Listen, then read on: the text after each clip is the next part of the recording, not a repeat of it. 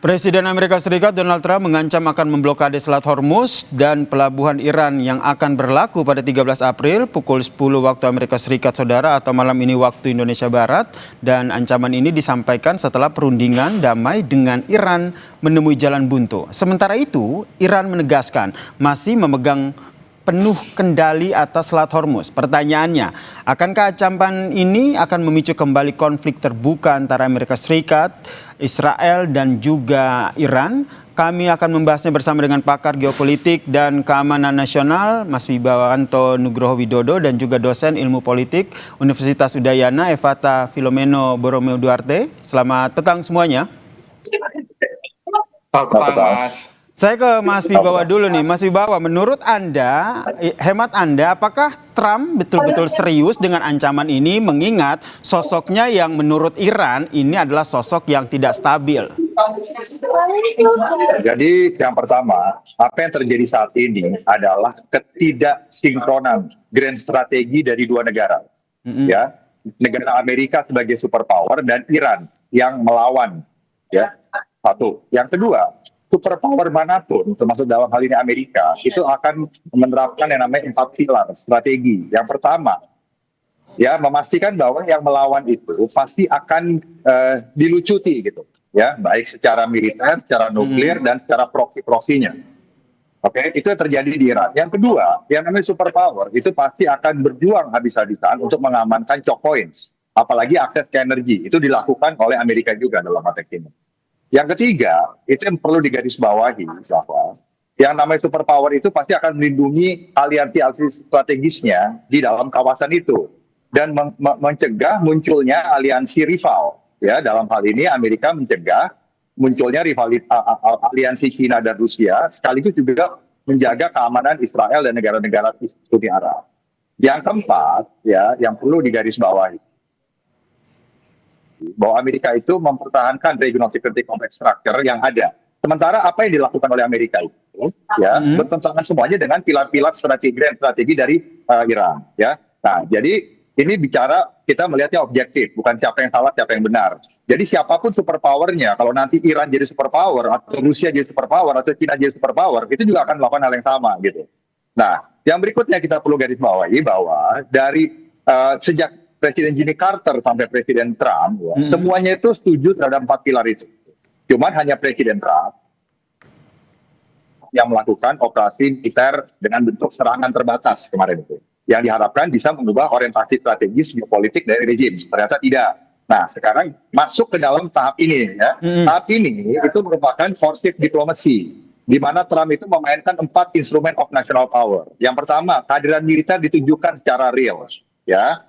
Yang kedua, secara informasi, beliau mengirimkan pesan. Trump itu mengirimkan pesan kepada negara-negara Teluk dan Israel dan kepada Iran bahwa Amerika tetap hadir sebagai protektor, dan juga mengirimkan pesan kepada China dan Rusia yang tidak bisa all out juga untuk menekan Israel karena punya kepentingan banyak dengan Israel, dan tidak bisa juga menekan negara-negara Arab Saudi, di mana China dan Rusia juga mempunyai hubungan baik, dan China Rusia juga tidak mau konfrontasi terbuka dengan Amerika. Yang ketiga, ya, itu ekonomi, di mana sekarang ditekan supaya menyerah secara ekonomi itu, ya, jadi diblok, ya, jalur untuk Iran jualan oil tuh, ya. Nah, jadi secara diplomasi sudah konsif, dan apa yang telah melakukan ini merupakan escalation ladder gitu, ya. Jadi ini akan Trump lakukan. Saya sudah prediksi sebelumnya. Jadi saya sudah bilang waktu itu, Kak Island tidak akan diduduki, tapi akan diserang, diganggu, ya. Opsi kedua adalah ini akan benar-benar dilakukan penutupan secara fisik, karena US Navy itu melakukan kemampuan. Yang pertama itu adalah melakukan interdiction terhadap lalu lintas kapal yang berlayar gitu, ya. Ya, yang kedua bisa melakukan operasi counter mining, counter lanjau, penyebaran lanjau. Yang ketiga mengatur sea lanes, ya, kontrol dari alur lalu lintas kapal di situ. Jadi melakukan interdiksi, mengatur lalu lintas, juga membersihkan mining. Jadi yang dilakukan oleh Amerika itu sangat mungkin gitu. Oke, sangat mungkin ya akan dilakukan oleh Amerika Serikat, ya. Terkait dengan buntut dari negosiasi yang buntu ini, ya. Iya, untuk memaksa lagi supaya diskusi gitu. Jadi step by step. Itu ya saya baca. Saya ke Mas Evata. Mas Evata, itu kalau dari kita melihat dari POV Mas Wibawa soal posisi dari Donald Trump sendiri atau Amerika Serikat sendiri. Kalau dari Mas Evata sendiri melihat Iran sendiri posisinya akan seperti apa? Karena kalau kita lihat banyak petinggi-petinggi Iran yang menyatakan bahwa mereka pegang kendali penuh Selat Hormuz. Kemudian ada video juga yang dirilis oleh Iran yang melihat bagaimana memukul mundur kapal perusak dari Amerika Serikat. Ya, pertama bahwa terkonfirmasi Iran sendiri menyampaikan terkait dengan rencana bagaimana Selat Hormuz ini dibuka, ada poin yang cukup penting untuk kita soroti bahwa kali ini Amerika Serikat harusnya mengajak diplomasi atau mengajak diskusi IRGC. Karena apa? Kondisinya hari ini ada dualisme pemerintahan yang ada di tengah Iran. Ya, salah satunya adalah IRGC, yang kedua pemerintah yang sah kali ini. Nah, titik-titik inilah yang akhirnya menyebabkan kebuntuan strategi. Salah satunya adalah diskusi mengenai pengaturan Selat Hormuz, tapi yang paling utama adalah pembahasan mengenai nuklir. Apabila nuklir ini sudah disetujui, maka Selat Hormuz ini akan terbuka secara otomatis begitu. Akan tetapi dalam beberapa catatan kita bisa melihat bahwa ternyata ada jalur baru yang dibangun oleh Iran itu sendiri, yang mana jalur baru ini malah membuat kapal-kapal yang melintas semakin dekat dengan pantai perairan Iran itu sendiri, sehingga Iran akhirnya mengontrol Selat Hormuz ini gitu dalam diskusi apapun. Nah, maka dari itu mereka merasa bahwa controlling ini silakan saja di leverage. Akan tetapi kembali lagi bahwa Donald Trump sudah mencoba semaksimal mungkin untuk mempersiapkan langkah-langkah yang lain. Mitigasinya salah satunya adalah mengusir ya berapa protokol yang sudah disiapkan oleh Iran. Cuma kalau kita dalami lebih dalam, ternyata poin-poin tersebut ternyata cukup sulit ya untuk diterapkan dalam waktu dekat. Dan inilah membuat kenapa akhirnya kondisi ini ya dengan IRGC memiliki 31 komando yang bergerak secara otomatis di 31 provinsi, dan juga terkait dengan bagaimana angkatan laut mereka yang bergerak secara otomatis, yang membuat akhirnya pemerintah Iran juga mengalami kesulitan untuk mengkomunikasikan berapa poin-poin yang harusnya disepakati. Nah, ini dia yang kalau saya lihat secara politik mereka masih memainkan hal tersebut, meskipun mereka menyampaikan mereka memiliki kapasitas militer yang cukup kuat. Tetapi kapasitas militer yang mereka miliki justru ini hanya sekali tanam sifatnya gitu. Jadi mereka sendiri pun tidak bisa mencegah hal tersebut begitu. Salah satunya drone, salah satunya ranjau-ranjau ya. Ya, ranjau-ranjau yang ditangkap ini tidak bisa dipastikan sendiri oleh IRGC ini letaknya di mana begitu. Sehingga mereka membuat jalur yang benar-benar sangat aman, dan mereka memberlakukan tolbot ya, tol yang dengan biaya-biaya yang khusus, dan tentu tidak semua negara bisa lewat. Ini akhirnya membuat diskusi ini cukup kontraproduktif, tetapi juga eskalasinya makin lama makin meningkat. Jadi menurut Anda sebenarnya Iran sendiri juga punya opsi untuk mengajak perundingan lagi dengan Amerika Serikat? Ya, perundingan tetap ada. Mereka menyampaikan apabila ada etiket baik, mereka pasti akan mendiskusikan segala sesuatu yang nantinya akan produktif ke depannya. Akan tetapi, poin-poin dasar yang tidak bisa disepakati itu kan adalah bagaimana tindakan Israel itu sendiri yang menyebabkan seluruh rencana-rencana dari upaya pengayaan nuklir, pengurangan dan lain sebagainya jadi gagal. Nah, inilah yang akhirnya membuat Iran dalam posisi kali ini, malah kalau dalam pandangan saya secara global, mereka berharap agar masuknya negara lain dalam upaya untuk membuka Selat Hormuz. Salah satunya adalah kekuatan Cina dan juga kekuatan Korea Utara yang digadang-gadang katanya akan bersatu, dan mereka memiliki kepentingan 45% dari jalur perdagangan Hormuz. Tahan dulu di situ, Mas Fata. Oke, tahan di situ dulu. Kami ingin diperbaiki lagi sambungan audionya karena nampaknya kurang jelas begitu penerimaan di Kompas TV. Pertanyaan saya ke Mas Wibawa, sebenarnya tadi di ujung pernyataan Anda menyatakan bahwa sebenarnya apa poin-poin ataupun strategi-strategi yang dilakukan Amerika Serikat ini berujung pada salah satunya memaksa Iran untuk negosiasi lagi begitu. Sebenarnya kalau dari yang Anda lihat, apa kepentingan apa yang nantinya akan dimunculkan oleh Amerika Serikat sehingga betul Iran ini mau untuk diajak negosiasi lagi? Tapi jangan dijawab dulu Mas Wibawa, kita lanjutkan diskusi kita usai jeda berikut ini. Tetaplah bersama kami di Kompas Petang. Pertanyaan gantung saya ke Mas Wibawa tadi sebelum jeda adalah sebenarnya apa yang menjadi kepentingan Amerika Serikat dalam memblokade Selat Hormuz ini nih Mas Wibawa. Menurut Anda berujung pada mengajak untuk Iran untuk negosiasi lagi, atau Amerika Serikat sendiri seperti kata Anda tadi sebagai negara yang superpower mereka juga siap untuk perang terbuka lagi dengan Iran? Oke, mesti gini ya, saya klarifikasi supaya pendapatan Anda, pemahaman Anda sesuai dengan yang saya terangkan di sini. Oke. Jadi superpower manapun itu akan melakukan 4 hal ya. Yang pertama pasti akan berusaha melucuti aktor negara yang mencoba melawan. Ya, dalam hal ini Amerika selama 47 tahun terakhir mencoba untuk mengkonten militer, nuklir, dan juga proksi-proksi Iran. Sementara bagi Iran, ini adalah forward presence. Ini adalah masalah leverage, masalah deterrence. Jadi kalau dikonten, artinya mereka merasa ini ancaman eksistensial. Nah, yang kedua, Amerika itu pasti mau mengamankan Hormuz. Karena superpower itu pasti mau mengamankan semua choke points. Yang ketiga, Amerika itu mencegah munculnya rivalitas aliansi dari great power lainnya dalam hari ini adalah Rusia dan China. Superpower manapun akan melakukan itu. Dan yang keempat, Amerika memberikan pesan kepada semua pihak bahwa Amerika itu mau melindungi Israel sekutunya, juga negara-negara Arab Sunni yang juga sekarang sekutunya, ya. Dan ini ditegaskan gitu sekarang. Dan Amerika itu berusaha untuk mengajak Iran masuk ke dalam bagaimana membangun peradaban damai ya dalam struktur regional security kompleks di Timur Tengah sekarang. Karena di masa lalu itu Iran itu juga pernah menjadi aliansi kuatnya Amerika dan Israel ya zamannya Iran. Sementara Arab Sunni di backup oleh Soviet. Karena kondisi strategis ini berubah, sama seperti Perang Dunia dulu ya.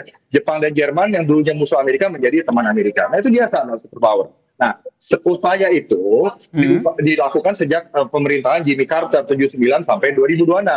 Tapi tidak ada ya yang melakukan operasi militer seperti Trump. Itu aja bedanya. Dulu zamannya tahun 2011 juga, zaman General Michael Hayden jadi direktur NSA dan NSA juga Israel dan Amerika melakukan serangan Stuxnet cyber sampai melumpuhkan fasilitas nuklir Iran. Nah, jadi ini masalah caranya aja yang berbeda. Jadi apa yang dimau oleh Amerika ya itu adalah artinya berkonfrontasi akhirnya dengan Iran yang grand strateginya tidak kompatibel gitu loh. Nah, makanya sekarang dilakukanlah secara spesifik untuk memfokuskan serangan kepada Hormuz. Tadi saya sampaikan ya di mana kalau Hormuz diblokir berarti itu membuktikan militer hadir ya untuk mengatasi keadaan yang ada. Tadi saya terangkan fungsi tiga fungsi US Navy. Yang berikutnya adalah mengirimkan pesan, ensuring allies di sana. Yang ketiga adalah menekan ekonomi Iran karena Iran jadi nggak bisa ekspor minyak gitu loh. Dan ini harus dipahami sebagai konsep diplomasi yang adalah escalation ladder gitu. Nah ini akan meningkat lagi kalau Iran tidak mau duduk di meja perundingan. Nah karena Amerika tuh pasti tidak akan mau empat itu juga tidak tercapai gitu loh. Sementara Rusia dan China itu juga tidak bisa menekan Israel terlalu kuat karena mereka juga punya hubungan yang baik dengan Israel dan mereka juga tidak bisa menekan Gulf Conflict Council gitu. Dan sementara kaitan dengan Israel, kita tahu bahwa sejak tahun 2006 itu ada resolusi Dewan Keamanan nomor 1701 di mana semua pihak diminta untuk patuh. Israel keluar dari Lebanon Selatan, tapi Hizbullah juga dilucuti senjatanya gitu. Dan Lebanon angkatan bersenjatanya supaya mereka yang berdaulat untuk menjaga keamanan di seluruh Lebanon. Nah, tapi itu pun tidak bisa diterapkan. Kenapa? Karena ada gap yang luas antara norma yang ada di PBB dengan kondisi real geopolitik. Semuanya punya kepentingan. Rusia, China juga punya kepentingan. Tidak benar-benar menerapkan itu. Sementara negara Arab Sunni juga hubungan dengan Israel sebagian masih diam-diam. Walaupun ada Abraham Accord, baru Uni Emirat Arab, Bahrain, yang mayoritas Syiah dan juga Sudan dan Maroko yang bergabung dengan membuka hubungan dengan Israel. Yang lainnya mendukung, tapi masih tacit, artinya masih diam-diam. Tapi mereka semua sudah satu suara sebenarnya. Bagaimana membangun regional security kompleks yang damai di Timur Tengah, di mana di situ ada Arab, Persia, dan Yahudi. Nah sekarang Arab dan Yahudinya ini sudah mulai kompatibel, Persianya yang belum begitu. Itu masalahnya. Dan Israel sekarang itu memang susah ditekan. Kenapa? Karena Amerika mendukung, baik secara militer dan juga secara diplomasi di PBB. Yang kedua, Israel itu unggul di kawasan, secara teknologi, militer, intelijen, dan juga punya kekuatan nuklir. Itu fakta. Yang ketiga, lobinya kuat di mana-mana. Ya, jadi mempengaruhi kondisi domestik di negara-negara di dunia internasional. Makanya fragmentasi itu pandangan tentang Israel. Kalau Global North cenderung mendukung Israel, kalau Global South kritis, seperti Indonesia kritis lah gitu. Nah, yang keempat Israel itu kalau ditekan dia akan melawan gitu. Dan jadi semua negara itu juga tidak mau terlalu menekan Israel, termasuk Rusia dan China, Mas. Tapi Rusia dan China bermain juga di sini. Artinya mereka juga ingin supaya Amerika juga turun kemampuannya. sehingga mereka bisa menggantikan. Nah, caranya gimana? Bukan dengan berkonfrontasi dengan Amerika, tetapi dengan membackup Iran dan membuat Amerika capek melawan Iran, melawan Iran dan Amerika bisa turun. Harapannya begitu. Dalam teori, dalam logika great power, semua great power menggunakan logika ofensif realis dalam hal ini. Ya, jadi apa yang diharapkan Trump sekarang adalah menggiring lagi Iran untuk masuk ke meja perundingan dan akan diberikan konsesi oleh Trump, maunya begitu. Nah, tetapi sekarang di Iran sendiri mereka juga ada pride di antara para elitnya. Mereka semakin keras, semakin harden karena mereka kemarin mengalami serangan. Dan selama 47 tahun, mereka itu perangnya adalah perang proksi. Jadi, regional security complex di Timur Tengah ini, mereka itu adalah stabilitas yang fragile. Artinya fragile itu gini. Memang selama beberapa tahun itu bisa mencegah perang besar antar negara, tapi tidak bisa mencegah perang proksi yang terjadi. Baru-baru ini Trump mencoba pakai cara dia. Nah, sekarang kita lihat saja berhasil apa tidak. Nah, sekarang seperti itu posisinya. Nah, jadi kita harus melihatnya positif. Ya, orang Indonesia itu objektif melihatnya. Kita jangan terbawa larut dalam konflik orang lain, tapi kita harus cermat melihat dan kita harus bisa bermain di semua pihak sehingga kita relevan dengan semuanya. Dengan Iran juga kita hubungan tetap baik, dengan negara Arab juga baik, bahkan dengan Amerika juga baik, dengan China dan Rusia juga baik, dan dengan Israel kita nggak usah cari masalah gitu. Oke, saya ke Mas Evata. Mendukung Palestina merdeka, ya silakan, nggak apa-apa. Kalau dari Mas Evata sendiri melihatnya seperti apa? Seperti yang tadi disampaikan oleh Mas Wibawa, begitu ada beberapa tahapan yang sebenarnya sudah dilakukan oleh Amerika Serikat. Begitu ujung-ujungnya adalah salah satunya adalah menekan Iran untuk ke diplomasi gitu. Ya, justru permainan Iran kan diplomasi begitu. Jadi Iran juga memainkan posisi yang sangat penting dan baru konfirmasi hari ini Iran nanti akan mengajak negara-negara Eropa untuk mendiskusikan poin-poin dasar. Dia merasa bahwa Amerika sudah tidak bisa diajak bicara. Jadi kalau ditanya saluran aktifnya diplomasinya Iran ini memang sudah terjadi. Mereka tahu mereka mengontrol Selat Hormuz. Tetapi mereka juga tidak bisa menekan Selat Hormuz karena Selat Hormuz adalah bagian titik nadir ekonomi mereka juga gitu loh. Maka mereka harus mencari cara alternatif yang terbaik agar Selat Hormuz ini nanti kawasannya akan dijaga bersama-sama dengan etiket-etiket yang baik. Itu ya kalau saya lihat ya dari apa yang direncanakan oleh Iran itu sendiri, sehingga Iran memberitahu kepada dunia dalam kegagalan diplomasi kemarin, leverage yang diberikan Amerika ini tidak masuk akal menurut mereka begitu. Salah satunya adalah bagaimana nanti ke depan ya pengayaan nuklir ini, kalau pengayaan nuklir itu masih oke lah, tetapi terkait dengan kondisi bahwa diplomasi ini disponsori oleh beberapa negara selain Pakistan ya, kita ambil contoh misalkan dari pihak Iran juga mengundang Cina gitu sebagai pengamat ya, sebagai saksi. Nah, kita lihat bahwa ternyata negara lain juga sebenarnya menaruh harapan besar agar nanti yang ke depan pengelolaan terhadap Selat Hormuz ini akhirnya menciptakan satu etiket yang bisa kita terima bersama begitu. Meskipun hari ini kondisinya Iran menerapkan USDT ya dan yuan untuk siapapun yang nanti rencananya akan melintas, meskipun dalam UNCLOS harusnya tidak boleh. Nah, Amerika berkilah demikian dan Amerika merasa bahwa situasi angin politik hari ini cukup untuk membuat mereka kembali lagi melakukan penekanan. Akan tetapi kan Iran tahu bahwa titik darah dari Amerika Serikat secara politik ini kan lama-lama habis begitu. Dan maka dari detik-detik seperti ini, saat dimana Amerika cukup berdarah, mereka mencoba semaksimal mungkin untuk membuka alternatif baru. Salah satunya negara-negara Eropa yang Iran sudah tahu bahwa kondisi NATO ini hancur begitu. Dalam beberapa catatan dan dalam beberapa prediksi kita bisa yakinkan bahwa untuk mengalahkan Iran memang harus mengajak NATO, tetapi Amerika Serikat malah tidak melakukan hal itu. Maka secara intelijen ya, secara diplomasi dan juga secara strategis mereka melupakan hal-hal tersebut. Nah, ini yang akhirnya membuat Iran santai saja dalam bermain. Dan buktinya apa? Buktinya bahwa sebenarnya dalam beberapa catatan Menteri Luar Negeri Iran mengatakan bahwa memang iya terkonfirmasi banyak senjata-senjata dan juga alutsista ya untuk rudal mereka itu disupport oleh Rusia dan juga oleh Cina begitu. Jadi menurut Anda Mas Evata, strategi-strategi yang dilakukan oleh Trump saat ini, diplomasi, kemudian diplomasinya buntu, negosiasinya buntu, kemudian sekarang ini ingin memblokade Selat Hormuz, ini akan efektif untuk menekan Iran diajak lagi ke meja perundingan? Ya, akan diajak lagi kepada meja perundingan pastinya gitu. Akan tetapi dengan kondisi nanti posisi tekanan dari Iran ini bisa saja jauh lebih tinggi begitu ya. Posisi tekanan dari Iran ini jauh lebih tinggi karena apa? Dunia internasional akhirnya melihat bahwa siklus ini tidak memberikan satu benefikal yang benar dan jelas begitu ke depannya. Meskipun Donald Trump mengatakan bahwa kami sudah membuka jalur yang baru, silakan bergabung dengan kami. Tapi tetap saja tidak semudah itu, tidak mungkin 1-2 tahun, pasti puluhan tahun. Nah inilah yang membuat kenapa Iran juga memainkan posisi-posisi demikian. Akan tetapi, secara politik sebenarnya Iran sudah ingin berhenti apabila IRGC bisa dijinakan. Nah kondisinya hari ini hanya dua yang bisa dijinakan, Arghachi dengan Ghalibaf gitu. Dan keduanya ini juga tidak bisa memberitahu IRGC untuk menghentikan serangan dan juga tekanan itu. Maka ini tentu menjadi sangat kompleks ke depan. Harus ada upaya fakta sum servanda kalau saya lihat ya ke depannya demikian. Oke, kalau dari Mas Wibawa sendiri melihatnya seperti apa? Kalau seandainya tekanan dari Iran lebih tinggi, nanti langkah yang diambil oleh Donald Trump, Amerika Serikat akan seperti apa?